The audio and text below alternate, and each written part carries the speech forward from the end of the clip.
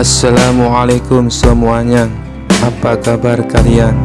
Semoga dalam keadaan sehat dan dilancarkan rezekinya oleh Allah. Amin ya robbal alamin.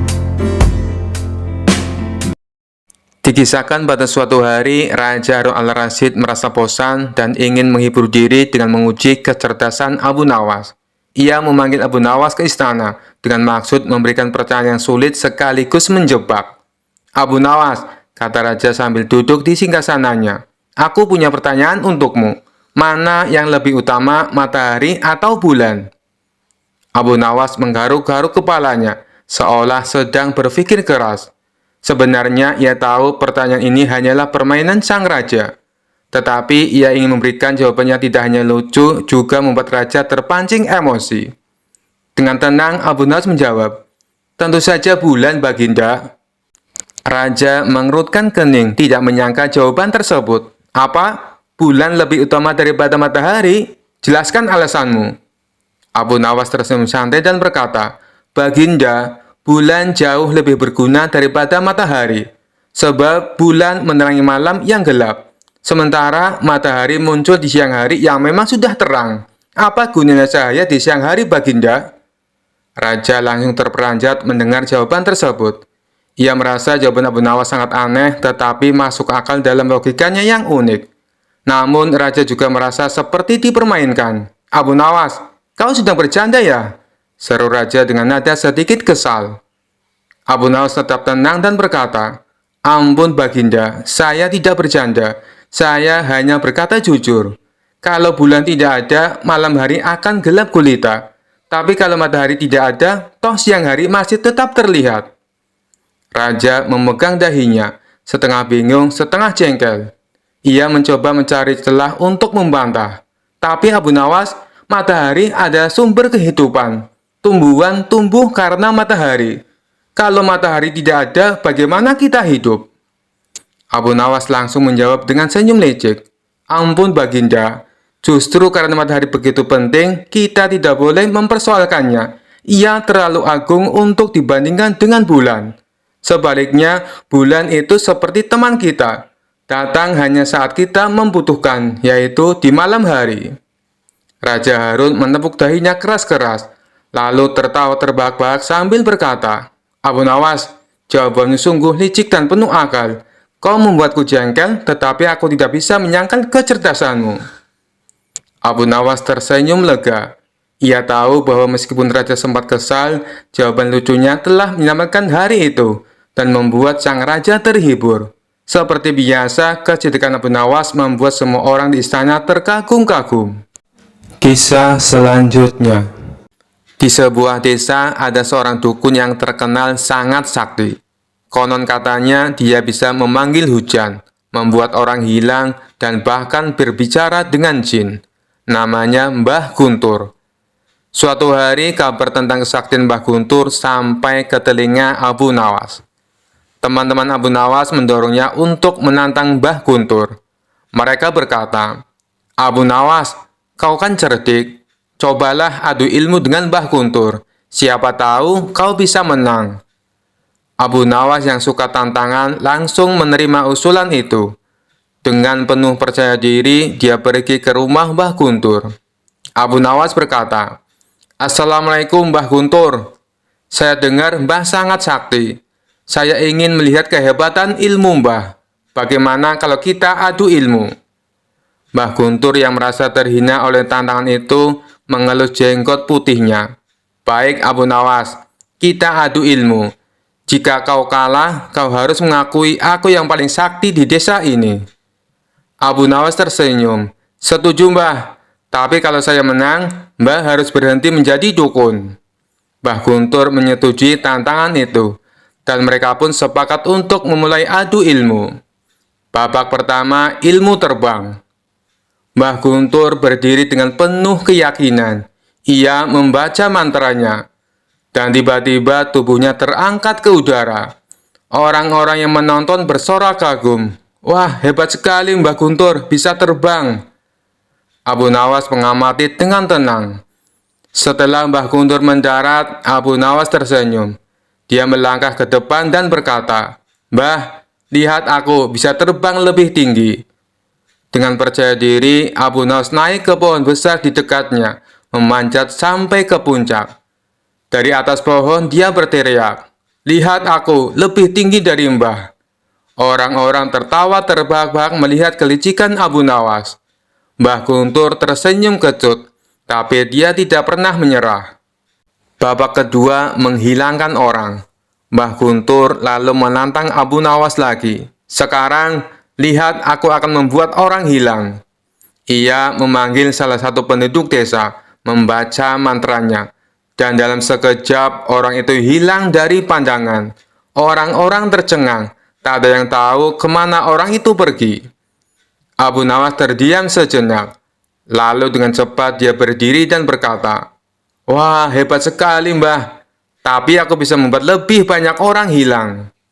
Abu Nawas lalu berdiri di tengah kerumunan dan berteriak, "Orang-orang, pulanglah ke rumah masing-masing, sekarang juga."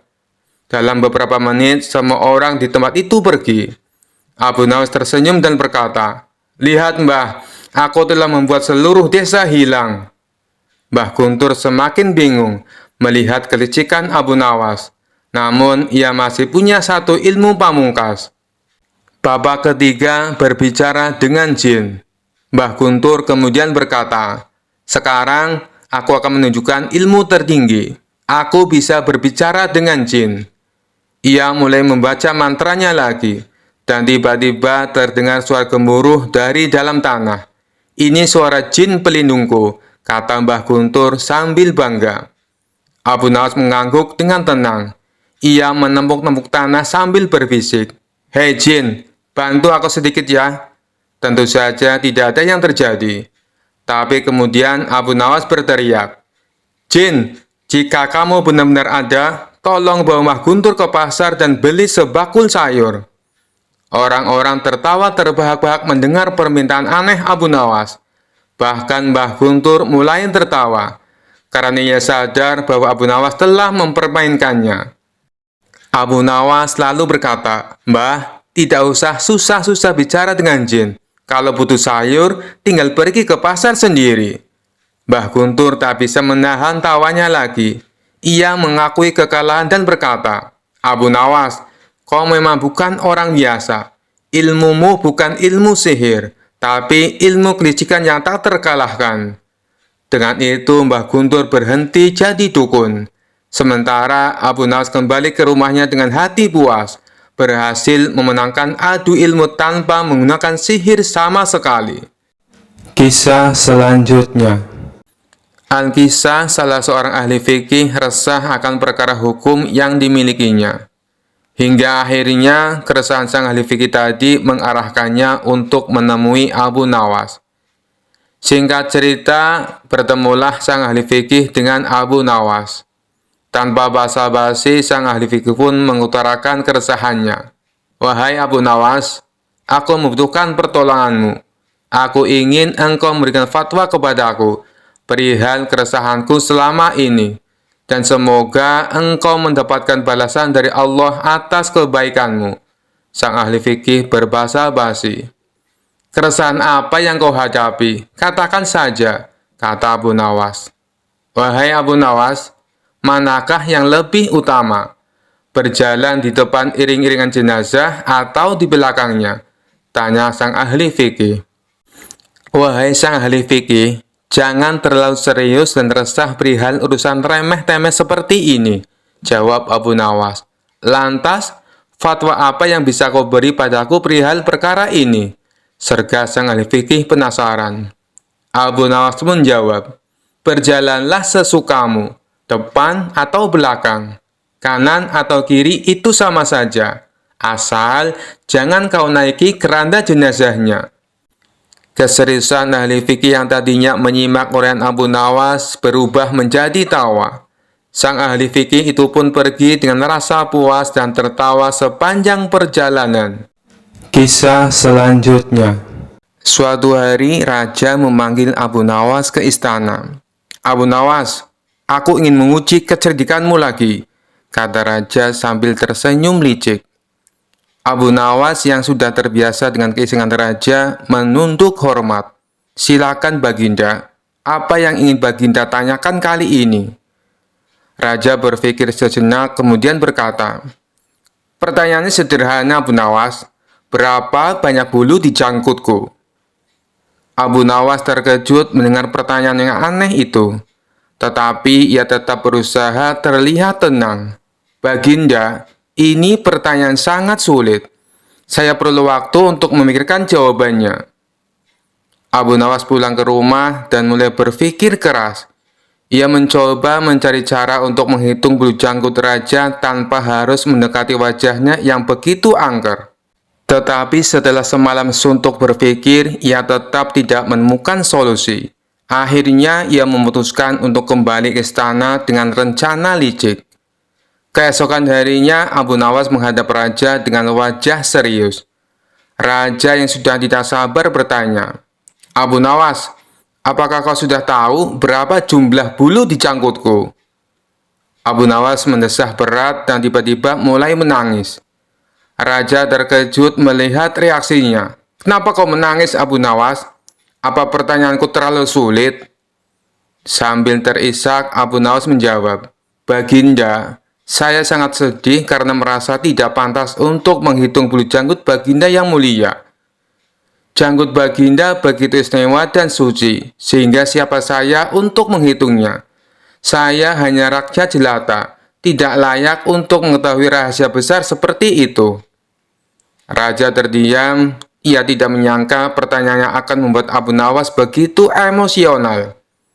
Dengan nada lembut, Raja berkata, Abu Nawas, kau memang orang yang sangat bijaksana. Kau tidak perlu menjawab pertanyaanku. Aku tahu bahwa kau telah memberikan jawaban terbaik. Abu Nawas diam-diam tersenyum di balik tangisannya. Ia berhasil lolos dari pertanyaan sulit Raja dengan cara yang tak terduga. Sejak saat itu, Raja tidak lagi memberikan jawaban aneh-aneh kepada Abu Nawas. Takut melihatnya menangis lagi. Dan tentu saja Abu Nawas tertawa dalam hati setiap kali mengingat kejadian tersebut. Kisah selanjutnya diceritakan ada seorang musafir datang ke istana menemui Baginda Raja. Ia mengaku punya sebuah teka-teki yang tidak pernah terpecahkan oleh siapapun. Baginda Raja yang memang suka dengan permainan tersebut meminta si musafir untuk menunjukkan teka-tekinya. Apakah teka-tekimu berupa pertanyaan? Tanya Baginda Raja. Bukan Paduka yang mulia, jawab si musafir. Baiklah, coba tunjukkan padaku. Barangkali aku bisa menebaknya, balas Baginda Raja. Kemudian si musafir membuat garis lingkaran dengan menggunakan tongkatnya. Silahkan Paduka, jawab si musafir. Apa yang harus aku jawab? Bukankah itu hanya sebuah lingkaran? Tanya Baginda Raja bingung. Jawabannya bukan dengan kata-kata Paduka, tapi Paduka harus membuat garis di antara lingkaran itu, jelas si pemuda. Mendengar hal itu, Baginda Raja bertambah bingung. Akhirnya Baginda Raja mengundang para pejabat istana dan seluruh orang terbelajar untuk menjawab teka-teki yang aneh itu. Akan tetapi, mereka semua tidak ada yang bisa menebaknya. Jangankan untuk menebak, untuk memahami maksud teka-tekinya saja, mereka sama sekali tidak tahu. Hal ini membuat Baginda Raja menjadi marah. Jika kalian tidak dapat menjawab teka-teki orang ini, maka aku akan berikan seluruh kekayaan kalian kepadanya, ancam Baginda Raja. Seluruh pejabat istana dan orang-orang terbelajar pun mulai gelisah. Lalu mereka meminta waktu 24 jam untuk memahami teka-teki tersebut. Baginda Raja pun menyetujui permintaan mereka. Namun setelah sehari berlalu, mereka masih saja belum menemukan solusinya. Bagaimana? Apakah kalian sudah mendapatkan jawabannya? Tanya Baginda Raja. Ampun Paduka yang mulia, kami sangat bingung. Jangankan untuk menjawab teka-tekinya, memahami maksudnya saja kami tidak tahu. Jawab salah satu dari mereka. Tapi saya punya solusinya, Paduka. Sebaiknya kita undang saja Abu Nawas. Saya kira tidak ada seorang pun kecuali dia yang dapat memberikan jawaban dengan tepat untuk teka-teki seperti ini, kata mereka melanjutkan. Baiklah, sekarang kalian cari Abu Nawas dan bawa dia ke sini, perintah Baginda Raja. Maka mereka pun pergi ke rumah Abu Nawas untuk meminta pertolongan. Di depan Abu Nawas, para pejabat istana ini mengadukan permasalahan yang dihadapinya. Tolonglah kami, Abu Nawas. Kalau sampai teka-teki ini tidak terjawab, seluruh harta kekayaan kami akan diberikan kepada orang musafir itu, pinta mereka. Kalau aku bisa menjawabnya, apa yang akan aku dapatkan? Tanya Abu Nawas. Kami akan memberikanmu keledai yang bagus. Nanti kami akan mengajakmu ke pasar hewan. Kamu boleh pilih keledai mana yang kamu sukai, jawab mereka. Mengetahui hadiah yang akan didapatkan, Abu Nawas seketika menjadi semangat. Ayo, kita ke istana sekarang, ajak Abu Nawas. Mereka pun lalu berangkat bersama-sama. Sesampainya di sana, Abu Nawas langsung menghampiri si musafir. Tunjukkan padaku teka-tekimu. Aku siap menjawabnya, pinta Abu Nawas. Orang musafir itu segera membuat garis lingkaran dengan tongkatnya. Kemudian menatap Abu Nawas. Tanpa ragu-ragu, Abu Nawas menarik sebuah garis di tengah-tengah lingkaran dan membelahnya menjadi dua.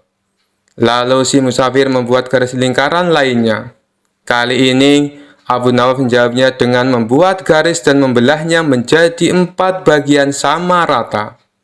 Kemudian Abu Nawas berkata kepada si musafir sambil menunjukkan satu bagian. Satu bagian ini adalah tanah, dan 3 bagian lainnya adalah air.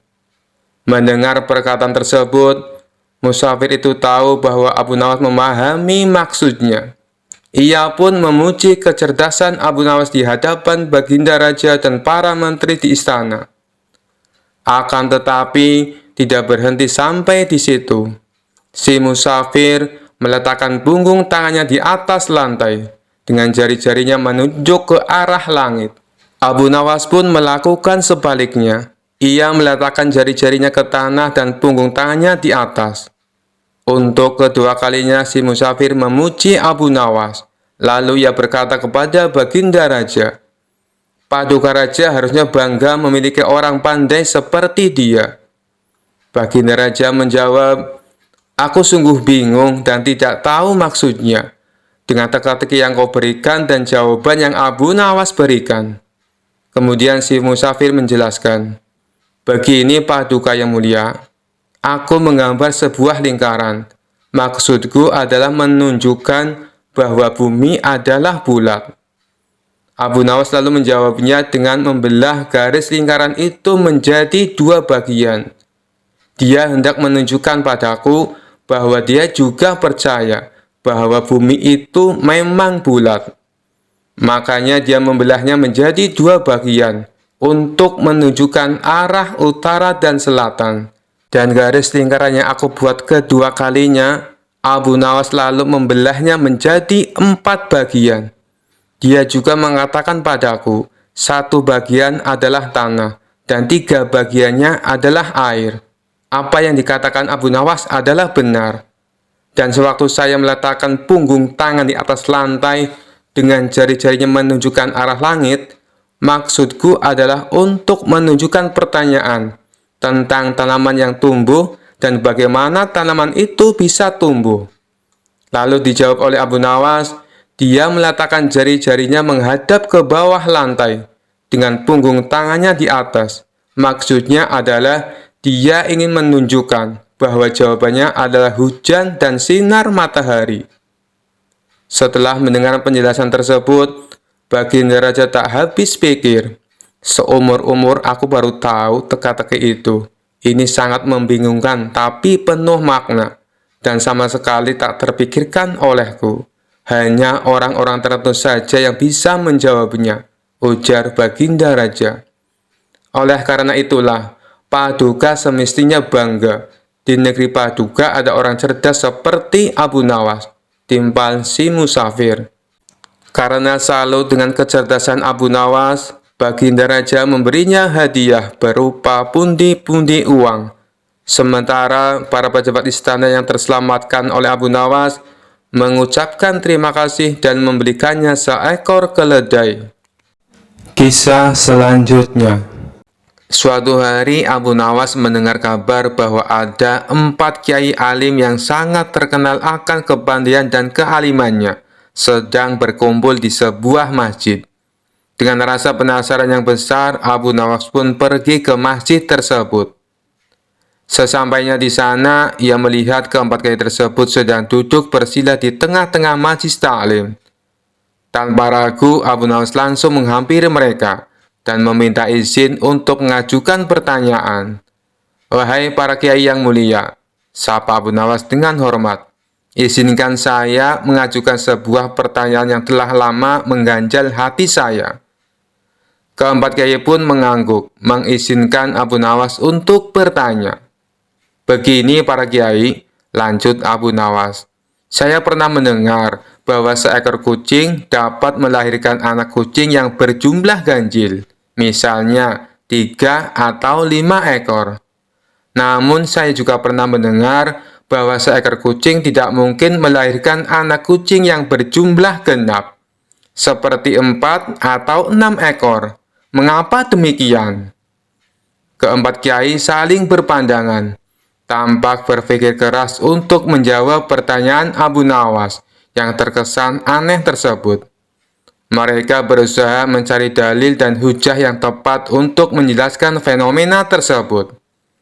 Setelah beberapa saat, salah seorang kiai akhirnya menjawab, "Wahai Abu Nawas, pertanyaanmu sangat menarik. Menurutku, hal itu terjadi karena kehendak Allah. Kita sebagai manusia tidaklah mampu memahami segala rahasia alam semesta." Kiai yang lain menambahkan, "Benar sekali. Mungkin ada saja hikmah di balik fenomena tersebut yang tidak kita ketahui." Abu Nawas tersenyum mendengar jawaban mereka. "Wahai para kiai," katanya lagi, "jika demikian, bagaimana dengan seekor kucing yang melahirkan anak kucing berjumlah 2 ekor? Apakah itu termasuk ganjil atau genap?" Ke-4 kiai terdiam sejenak, kemudian saling melirik satu sama lain. Mereka semakin bingung dengan pertanyaan Abu Nawas yang semakin membingungkan.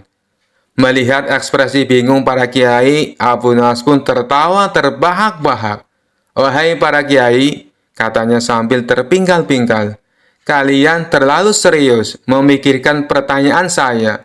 Saya hanya ingin mengingatkan bahwa terkadang kita terlalu sibuk mencari jawaban untuk hal-hal yang sebenarnya tidak terlalu penting. Lebih baik kita fokus pada hal-hal yang lebih bermanfaat, seperti meningkatkan keimanan dan ketakwaan kita kepada Allah." Mendengar jawaban Abu Nawas, ke-4 kiai pun ikut tertawa. Mereka menyadari bahwa mereka telah terjebak dalam permainan kata-kata Abu Nawas. Kisah selanjutnya. Dikisahkan seorang ahli yoga dan pendeta bersekongkol untuk mengerjai dan menggoyahkan iman Abu Nawas. Di suatu hari, mereka berangkat menuju rumah Abu Nawas. Setibanya di sana, mereka melihat Abu Nawas sedang melakukan sholat duha. Mereka kemudian menunggunya dan dipersilakan masuk oleh istri Abu Nawas. Sesudah melakukan sholat, Abu Nawas menyambut mereka. Abu Nawas dan para tamunya berbincang-bincang sejenak. "Kedatangan kami ke sini sebenarnya ingin mengajak engkau melakukan pengembaraan suci. Kalau engkau tidak keberatan, bergabunglah bersama kami," ajak ahli yoga. "Wah, dengan senang hati. Kapan waktunya?" tanya Abu Nawas polos. "Besok pagi," kata si pendeta. "Baiklah kalau begitu. Kita bertemu besok pagi," kata Abu Nawas menyanggupi. Keesokan harinya mereka berangkat bersama. Abu Nawas mengenakan jubah seorang sufi, ahli yoga dan pendeta memakai seragam keagamaan mereka masing-masing. Karena tidak membawa bekal, di tengah-tengah perjalanan mereka merasa lapar. "Hai Abu Nawas, bagaimana kalau engkau saja yang mengumpulkan derma untuk membeli makanan bagi kami bertiga? Karena kami akan mengadakan kebaktian," kata si pendeta. Tanpa banyak bicara, Abu Nawas berangkat mencari dan mengumpulkan derma dari satu desa ke desa lainnya. Setelah derma terkumpul, Abu Nawas langsung memberikan makanan yang cukup untuk 3 porsi orang. Akhirnya Abu Nawas kembali ke pendeta dan ahli yoga dengan membawa makanan. Karena tak sanggup menahan rasa lapar, Abu Nawas pun berkata, "Mari segera kita bagi makanan ini sekarang juga." "Jangan sekarang, kami sedang berpuasa," kata ahli yoga. "Tetapi aku hanya menginginkan bagianku saja. Sedangkan bagian kalian, terserah. Kalian mau dimakan kapan saja," pinta Abu Nawas. "Aku tidak setuju. Kita harus selalu bersama dalam berbuat apapun," kata pendeta. "Betul, aku pun tidak setuju. Karena waktu makanku besok, bukan sekarang," kata ahli yoga. "Bukankah aku yang kau suruh untuk mencari derma, dan sekarang telah kutukar dengan makanan ini? Sekarang kalian tidak mengizinkan aku mengambil bagianku sendiri. Itu tidak masuk akal," kata Abu Nawas mulai merasa jengkel. Pendeta dan ahli yoga tetap bersikeras tidak mengizinkan Abu Nawas mengambil bagiannya. Kali ini Abu Nawas benar-benar merasa jengkel dan marah. Akan tetapi Abu Nawas tidak memperlihatkan sedikit pun kejengkelan dan kemarahannya. "Bagaimana kalau kita mengadakan perjanjian saja?" kata pendeta kepada Abu Nawas. "Perjanjian apa?" tanya Abu Nawas. "Kita adakan lomba. Siapa di antara kita bermimpi paling indah, maka akan mendapatkan bagian yang terbanyak. Yang kedua, lebih sedikit. Dan yang terburuk akan mendapatkan paling sedikit." Pendeta itu menjelaskan kepada Abu Nawas. Abu Nawas setuju, ia tidak memberikan komentar apa-apa. Tak terasa hari sudah semakin malam. Pendeta dan ahli yoga mengantuk dan tidur. Abu Nawas saat itu tidak bisa tidur. Ia hanya berpura-pura tidur. Setelah merasa yakin kalau kawan-kawannya sudah terlelap, Abu Nawas menghampiri makanan itu. Tanpa berpikir 2 kali, Abu Nawas langsung memakan habis makanan itu hingga tidak tersisa sedikit pun. Setelah merasa kenyang, Abu Nawas baru bisa tidur. Esok pagi harinya, mereka bangun secara bersamaan. Ahli yoga dengan wajah berseri-seri bercerita, "Tadi malam aku bermimpi memasuki sebuah taman yang mirip sekali dengan surga. Merasakan kenikmatan yang belum pernah kurasakan sebelumnya dalam hidup ini." Pendeta mengatakan bahwa mimpi ahli yoga benar-benar menakjubkan. Lalu giliran pendeta menceritakan mimpinya. "Semalam aku seolah-olah menembus ruang dan waktu. Dan ternyata memang benar. Aku secara tidak sengaja berhasil menyusup ke masa silam, di mana pendiri agamaku masih hidup. Aku bertemu dengan beliau. Dan yang paling membahagiakan, aku diberkatinya." Ahli yoga juga memuji kehebatan mimpi pendeta. Namun Abu Nawas hanya diam. Ia tampaknya memang tidak tertarik sedikit pun. Karena Abu Nawas belum juga menceritakan mimpinya, pendeta dan ahli yoga mulai tidak sabar untuk menanyakan mimpi Abu Nawas. Lalu Abu Nawas pun mulai bercerita. "Kalian tentu tahu siapa Nabi Khidir alaihissalam. Beliau adalah seorang maha guru para sufi. Tadi malam aku bermimpi berbincang-bincang dengan beliau. Beliau bertanya, apakah aku berpuasa atau tidak. Aku katakan aku berpuasa, karena aku memang tidak makan sejak dini hari. Kemudian beliau menyuruhku segera berbuka, karena hari sudah malam. Tentu saja aku tidak berani mengabaikan perintah beliau.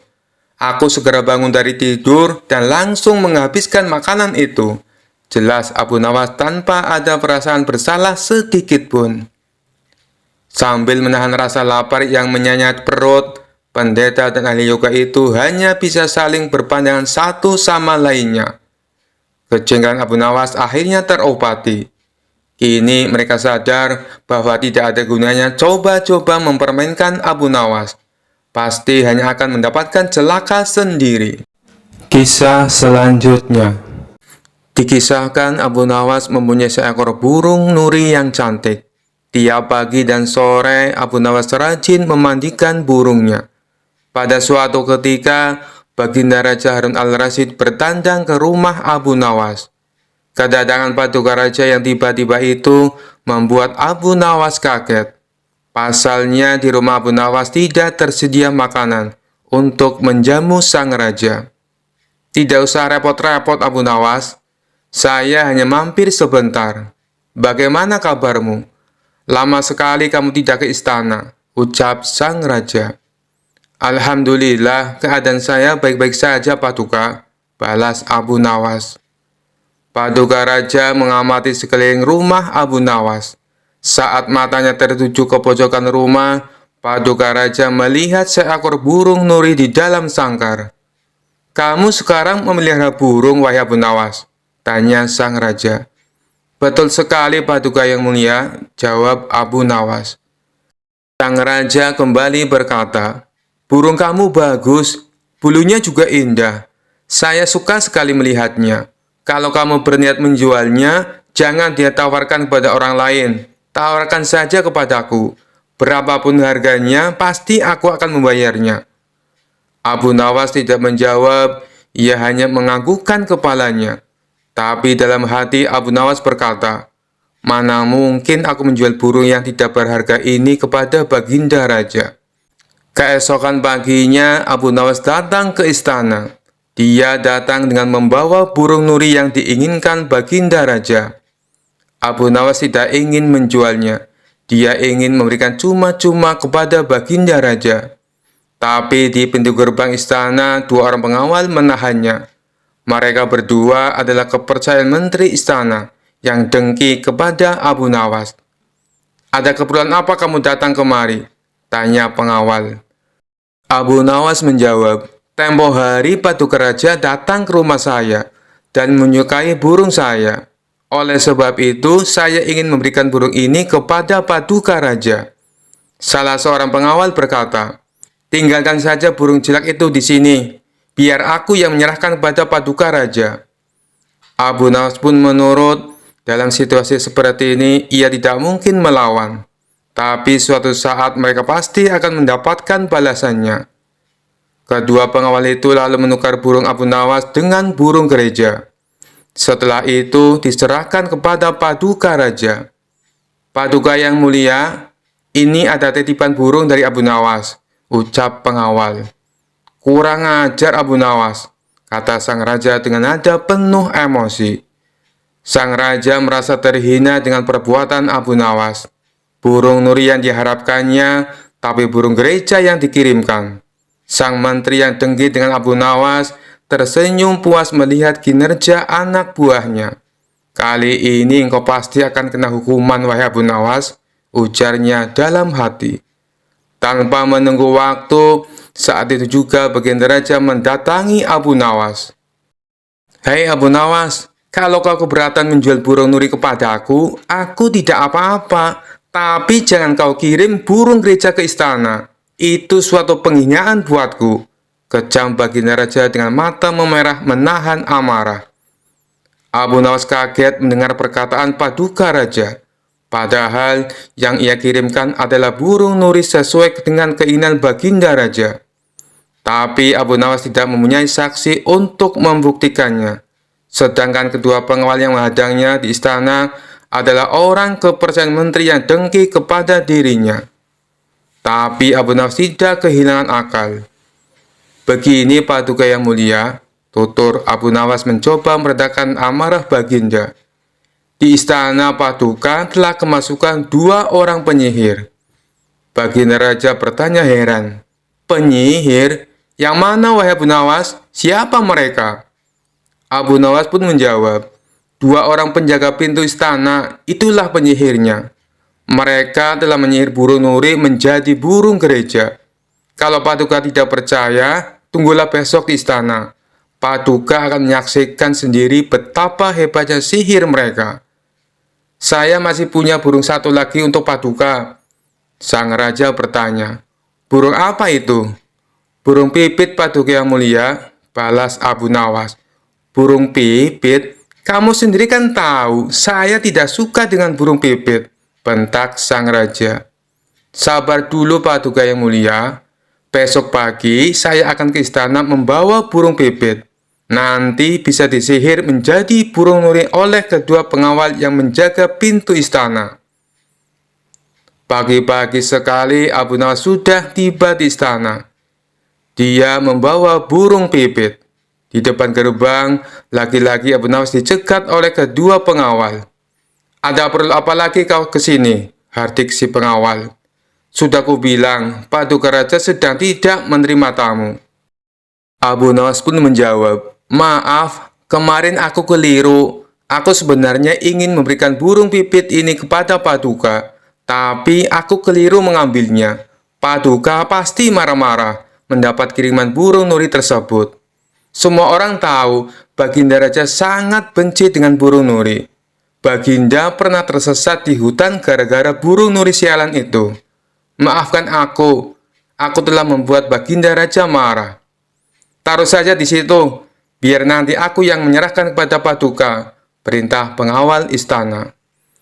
Terpengaruh bujukan Abu Nawas, kedua kaki tangan sang menteri itu pun menukar burung pipit dengan burung nuri. Setelah itu mereka menyerahkannya kepada Baginda Raja. Keduanya bersukaria karena sebentar lagi Abu Nawas pasti akan mendapatkan hukuman yang berat dari sang raja. Paduka yang mulia, ini ada kiriman burung nuri dari Abu Nawas, ucap salah satu pengawal. Sang raja terperangah kaget. Ternyata benar apa yang dikatakan Abu Nawas. Kedua pengawal ini bisa menyihir alias menggelapkan barang yang bukan haknya. Ini burung nurinya. Lalu kemana burung pipitnya? Sindir Baginda Raja, yang langsung membuat wajah kedua pengawal itu pucat pasi. Belum sempat kedua pengawal itu menjawab, sang raja langsung menghukum kedua orang tersebut dan dipecat dari pengawal istana. Kisah selanjutnya dikisahkan di sebuah pasar kota, sekelompok ateis sombong sedang berkumpul. Mereka gemar berdebat dan merendahkan orang-orang yang percaya kepada Tuhan. Saat itu Abu Nawas lewat, dan para ateis memutuskan untuk menantangnya. Hai Abu Nawas, teriak salah satu dari mereka. Kami dengar kau pintar dan suka menjawab pertanyaan sulit. Beranikah kau berdebat dengan kami? Abu Nawas yang dikenal cerdas dan humoris tersenyum santai. Tentu saja, tapi aku punya satu syarat. Apa itu? Tanya salah satu ateis dengan nada menantang. Setiap pertanyaan yang kalian ajukan, aku akan menjawab. Tapi setelah aku menjawab, aku juga berhak mengajukan pertanyaan kepada kalian. Setuju? Kelompok ateis itu tertawa, merasa yakin akan menang. Setuju. Ateis pertama bertanya, jika Tuhan itu ada, mengapa dia tidak terlihat oleh kita? Abu Nawas mengangguk. Pertanyaan yang bagus. Aku ingin balik bertanya, apakah kalian punya akal? Tentu saja kami punya akal, jawab ateis itu dengan bangga. Abu Nawas tersenyum. Lalu, bisakah aku melihat akal kalian? Ateis itu terdiam, sementara yang lain mulai saling berbisik. Kini giliran Abu Nawas bertanya, kalau kalian tidak percaya pada Tuhan, siapa yang menciptakan dunia ini? Ateis kedua menjawab dengan angkuh, dunia ini terbentuk secara kebetulan. Semua ini hanyalah hasil evolusi alam tanpa campur tangan Tuhan. Abu Nawas berpikir sejenak, lalu mengambil sebongkah tanah dan mulai menggulungnya seperti bola. Apakah kalian percaya bahwa bola ini bisa berubah menjadi roti tanpa ada yang membuatnya? Tentu tidak, jawab mereka serempak. Kalau begitu, bagaimana mungkin dunia yang jauh lebih kompleks bisa muncul tanpa pencipta? Tanya Abu Nawas sambil tersenyum lebar. Para ateis mulai terlihat kebingungan, tapi mereka tidak mau menyerah.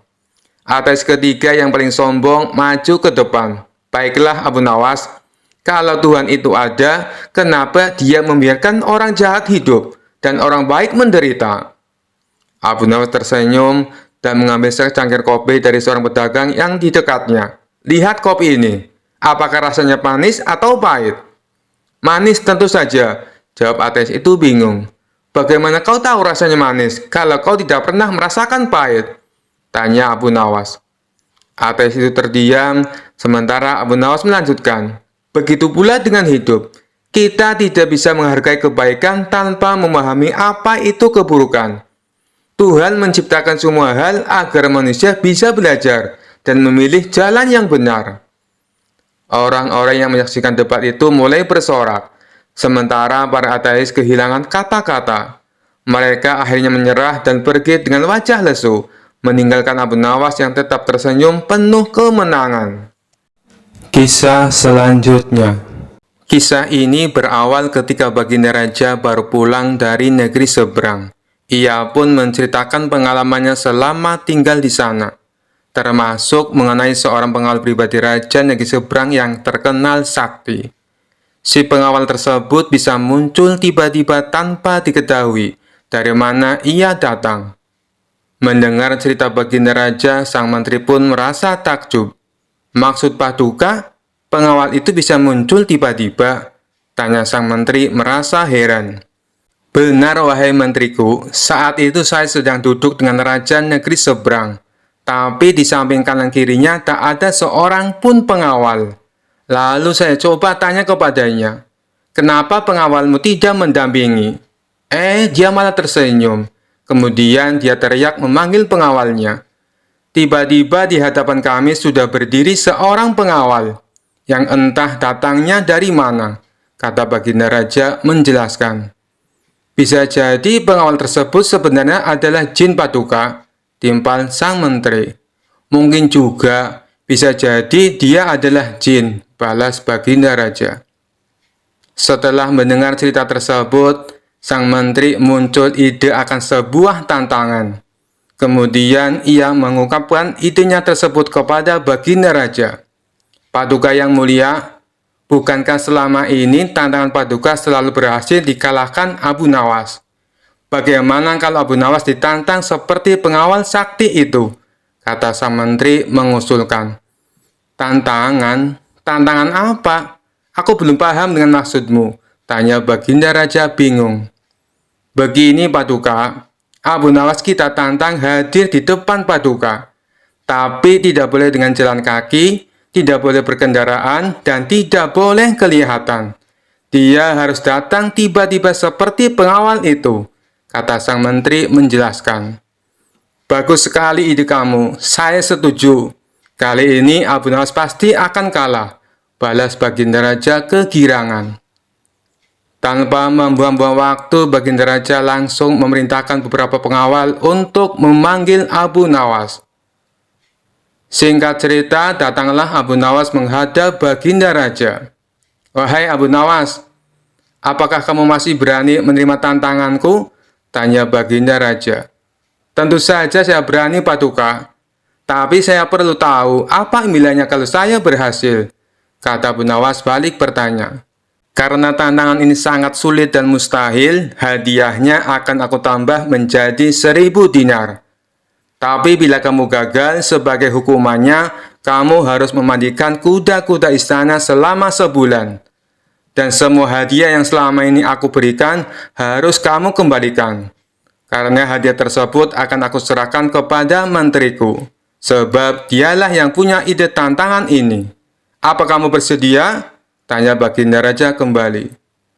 Mendengar hadiah yang begitu besar, spontan Abu Nawas langsung tergiur.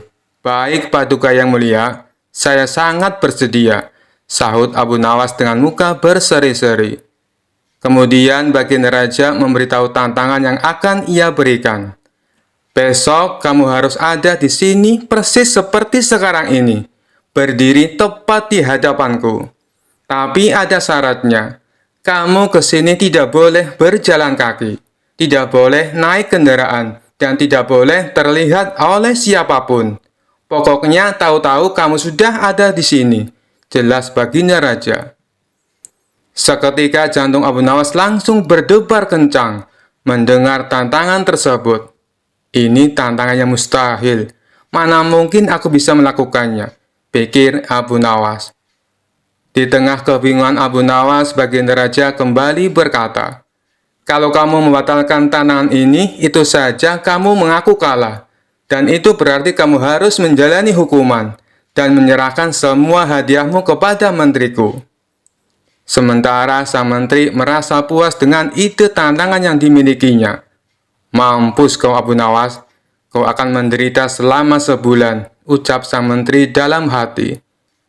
Nasi sudah menjadi bubur, Abu Nawas tak mungkin membatalkan tantangan tersebut. Ia pun lalu mohon diri kepada Baginda Raja untuk pamit pulang ke rumahnya. Setibanya di rumah, Abu Nawas duduk di teras rumah sambil memutar otaknya. Ia terus memikirkan cara agar terlepas dari hukuman.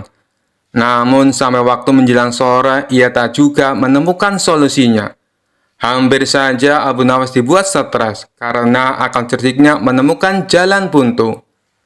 Saat ia tengah termenung, salah seorang tetangganya lewat di depan rumah Abu Nawas dengan memanggul karung yang besar. Iseng-iseng Abu Nawas bertanya kepadanya, "Wahai kawan, apa yang kau bawa itu?"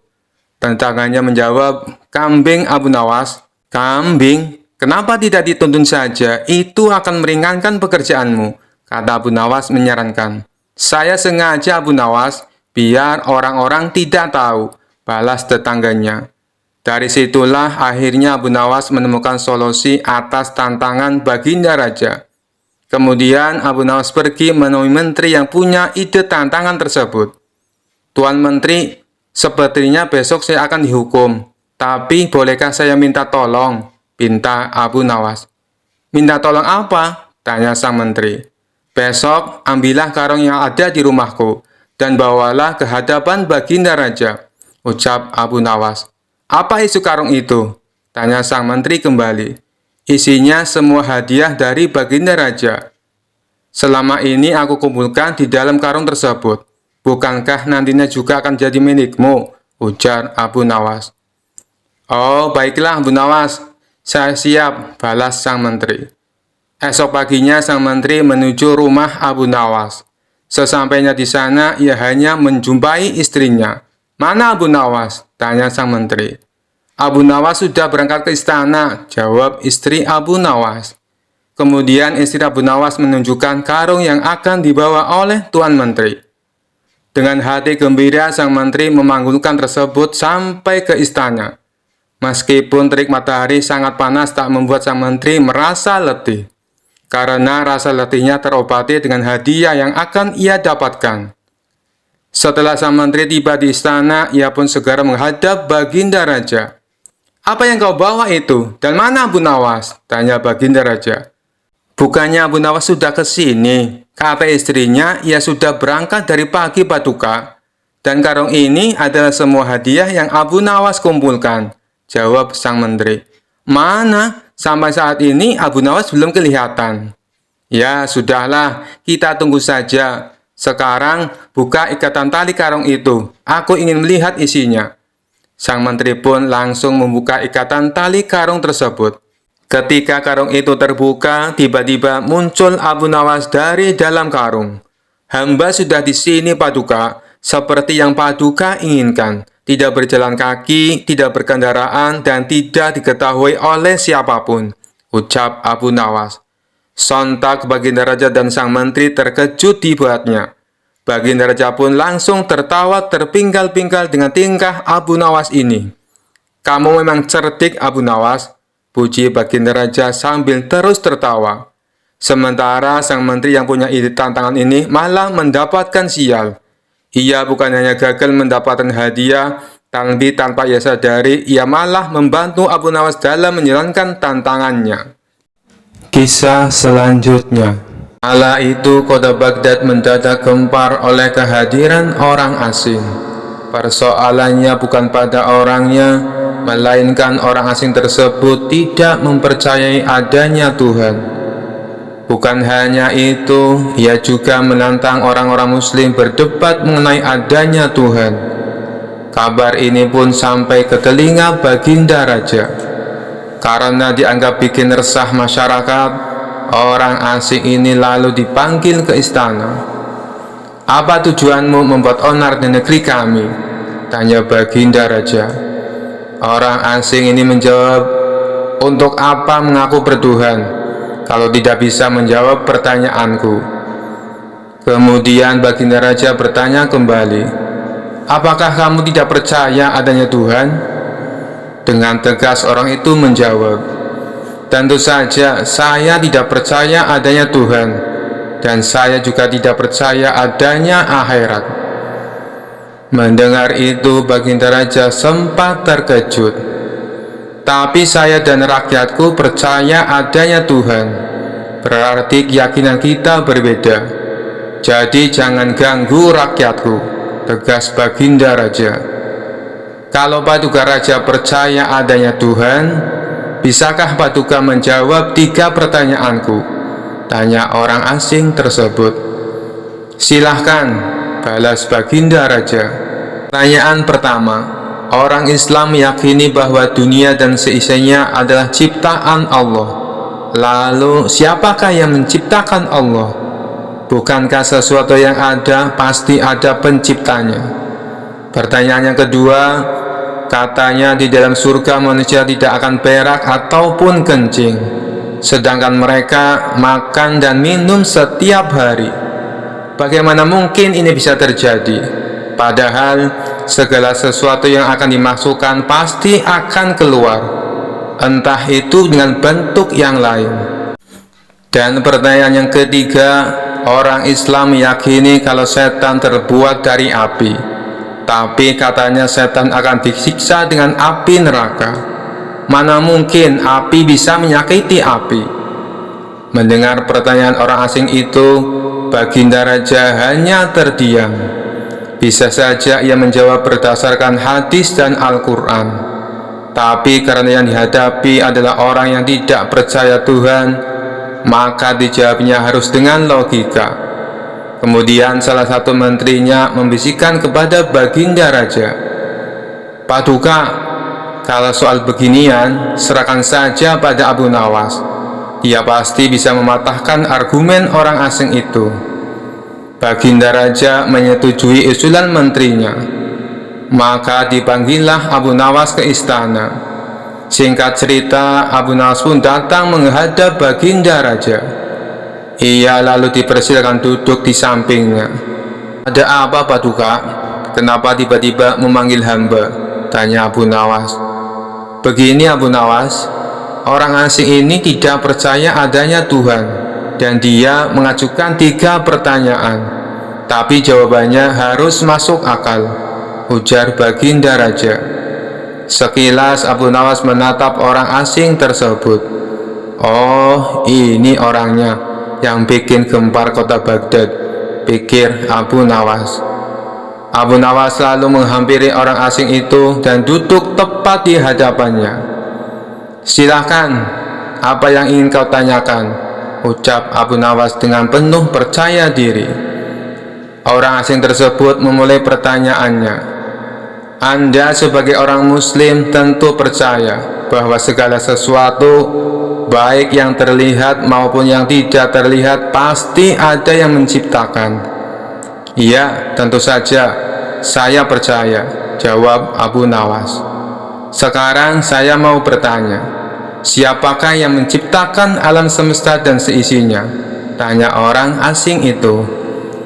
"Yang menciptakan alam semesta dan seisinya adalah Allah Tuhan saya," jawab Abu Nawas. "Oh, baiklah. Lalu siapakah yang menciptakan Allah? Bukankah tadi Anda mengakui bahwa segala sesuatu, baik yang terlihat maupun tidak terlihat, pasti ada yang menciptakan?" tanya orang asing itu kembali. Sejenak Abu Nawas terdiam. Ia pun lalu berkata, "Anda pasti tahu kalau kami selaku orang Islam mengakui hanya ada satu Tuhan. Kita istilahkan saja Tuhan dengan angka 1. Sekarang gantian aku yang bertanya. Angka 3 berasal dari angka berapa? Tanya Abu Nawas. Angka 3 berasal dari angka 2 ditambah 1. Jawab orang asing tersebut. Tepat sekali. Kalau angka 2 berasal dari angka berapa? Tanya Abu Nawas kembali. Angka 2 berasal dari angka 1 ditambah 1. Jawab orang asing itu. Benar sekali. Sekarang kalau angka 1 itu sendiri berasal dari angka berapa? Tanya Abu Nawas. Orang itu kaget dengan pertanyaan tersebut. Ia hanya terdiam tak bisa menjawabnya. Kemudian Abu Nawas berkata kembali, pada intinya semua angka pasti ada awalnya.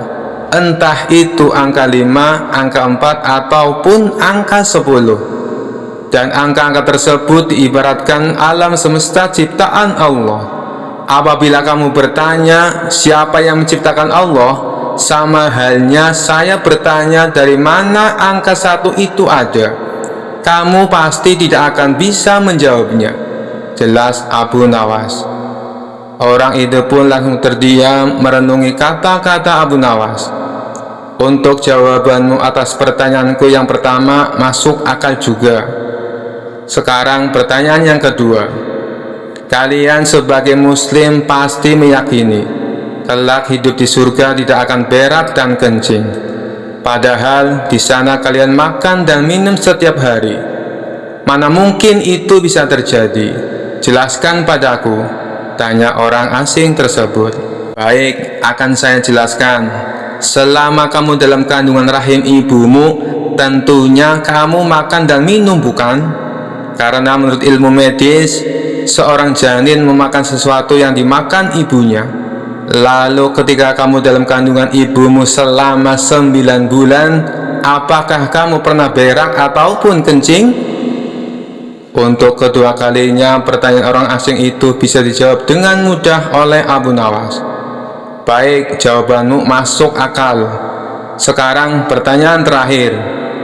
Kalian sebagai muslim pasti meyakini kalau setan terbuat dari api dan neraka juga terbuat dari api. Tapi yang membuat saya heran, katanya setan akan disiksa dengan api neraka. Mana mungkin api bisa menyakiti api? Itu hal konyol yang pernah saya dengar, ujar orang asing tersebut. Bisakah kamu menjelaskannya? Tanyanya kemudian. Sebelum aku menjawab pertanyaan yang terakhir, aku ingin kita saling berjanji. Apapun jawabannya, kamu tidak boleh marah, pinta Abu Nawas. Tentu saja saya tidak akan marah, apalagi kalau jawabannya masuk akal, balas orang asing tersebut. Tiba-tiba Abu Nawas menampar pipi orang asing itu dengan sangat keras. Baginda Raja dan orang-orang yang hadir terkejut dibuatnya. Hei, apa-apaan ini? Kalau tidak bisa menjawab, jangan emosi, apalagi sampai main pukul kayak gini, protes orang asing itu. Siapa yang emosi? Itu tadi adalah jawaban saya. Apakah tadi kamu merasakan sakit? Tanya Abu Nawas. Tentu saja saya sakit, jawab orang itu sambil memegang pipinya. Coba kamu perhatikan tangan saya. Bukankah tangan saya terbuat dari tulang dan daging? Begitu juga dengan pipi kamu. Tapi ketika tangan saya ditamparkan ke pipi kamu, kamu langsung kesakitan. Itulah gambaran sederhana. Kalau api neraka bisa menyakiti setan, setan pasti akan merasa kesakitan, meskipun ia sama-sama terbuat dari api, kata Abu Nawas menjelaskan. Orang tersebut lalu terdiam. Ia tak bisa membantah argumen Abu Nawas. Sementara baginda raja dan orang-orang istana kagum atas kecerdikan Abu Nawas. Kisah selanjutnya. Suatu sore Abu Nawas sedang duduk santai di depan rumahnya sambil menikmati teh hangat. Tiba-tiba seorang cendekiawan yang sombong datang mendekatinya. Cendekiawan ini terkenal suka mempertanyakan segala sesuatu dengan cara yang aneh. Cendekiawan berkata, Abu Nawas, aku ingin tahu pandanganmu. Katanya engkau orang yang cerdas. Jadi aku ingin menanyakan satu hal padamu. Abu Nawas yang sudah merasa ada yang aneh dari nada bicara si cendekiawan tersenyum dan menanggapinya dengan tenang. Oh, tentu. Apa pertanyaannya? Tantang Abu Nawas. Untuk apa sebenarnya surga dan neraka itu ada? Jika Tuhan Maha Baik, mengapa Dia tidak mengampuni saja semua orang dan membiarkan semuanya masuk surga? Apa gunanya neraka itu? Ujar cendekiawan. Abu Nawas berpikir sejenak, lalu menatap cendekiawan itu dengan tatapan penuh teka-teki. Dia tersenyum licik, seakan sudah tahu bagaimana harus menjawab. Pertanyaan yang menarik. Tapi sebelum aku menjawabnya, biarkan aku menanyakan sesuatu padamu, pinta Abu Nawas. Cendekiawan itu sedikit terkejut. Apa yang ingin kau tanyakan, Abu Nawas?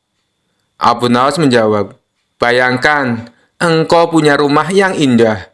Di rumah itu ada taman yang cantik, makanan enak, dan segala yang kau butuhkan untuk hidup bahagia. Sekarang, apakah engkau akan membiarkan orang asing, pencuri, dan penjahat masuk begitu saja di rumahmu, bahkan tanpa izin? Cendekiawan terperanjat merasa bingung. Tentu saja tidak. Aku tidak akan membiarkan mereka masuk ke rumahku. Abu Nawas tersenyum lebih lebar. Nah, surga itu ibarat rumah Tuhan yang indah. Apakah kau pikir Tuhan akan membiarkan siapa saja masuk, bahkan orang yang tidak patuh dan berbuat jahat? Kalau begitu, untuk apa ada aturan kalau semua orang bisa masuk? Cendekiawan mulai terdiam, tapi masih ingin mencoba menantang. Lalu, mengapa Tuhan menciptakan neraka? Apa gunanya? Abu Nawas berpura-pura terkejut. Oh, tidakkah kau tahu, neraka itu diciptakan untuk mereka yang terlalu sering bertanya hal-hal aneh seperti ini. Kalau tidak ada tempat seperti neraka, di mana lagi kita akan menaruh orang-orang seperti itu? Cendekiawan itu tiba-tiba terdiam.